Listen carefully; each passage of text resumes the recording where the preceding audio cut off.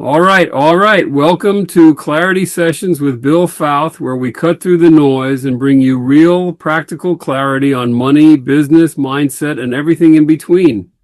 Now, if you're a mompreneur, a business owner, or someone who's just ready to take more control of your financial life, this is your space. No fluff, no overwhelm, just simple, powerful insights you can actually use. Because let's be real.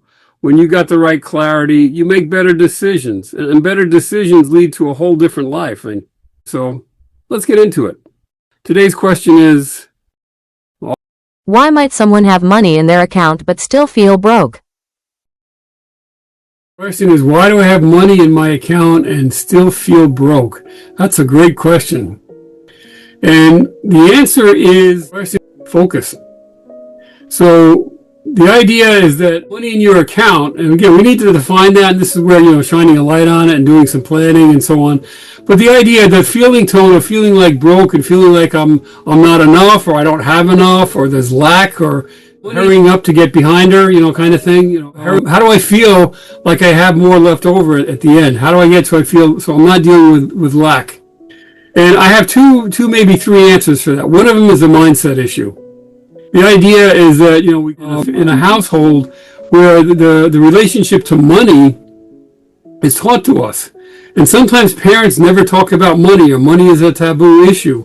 Or if your parents struggled with money, then you have an expectation that money is something that you struggle with. There's never enough.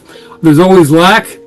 I'm not good enough, or again, there's self-esteem related issues, there's imposter syndrome related issues, there's actual facts around the fact that, money is something that I'm elusive, or I just don't understand it, or, it's something that's hard to understand. And if you feel that way about it, then that's going to be true for you. So then part of the answer is education, learning about how money makes. Part of it is changing your identity, shifting your identity where money, I'm not good with money, or I'm bad with money, or there's not enough to. You want to make it so that your belief around money is that it's abundant. I easily and joyfully attract more than enough money for myself and others. The idea of having a belief that money grows on trees, that I'm a money magnet. The idea of creating the belief that you have the capacity to receive more than your fair share of abundance. Am I taking a thimble or a bucket or a tanker truck to the ocean of life? What do you think you're worth? And the idea, the ocean of life has the capacity to give you whatever you ask for. So we need to increase your capacity to ask. And part of increasing your capacity to ask is increasing your self-esteem, belief in yourself, increasing your worthiness. And that's part of the work that I do with clients around, particularly small business owners, is they have the want to and they have the gumption and the goal, but they're also their biggest challenge is the guy looking back at them from the mirror. Their biggest asset is the person looking back at them from the mirror. So how do we influence the biggest constraint is that I'm not good enough, or the imposter syndrome. So that's one answer to the question, is why am I always feeling like a feeling thing? The other thing is shining a light on exactly what it is that's giving you that feeling. Is it true that you don't have enough and that you're broke?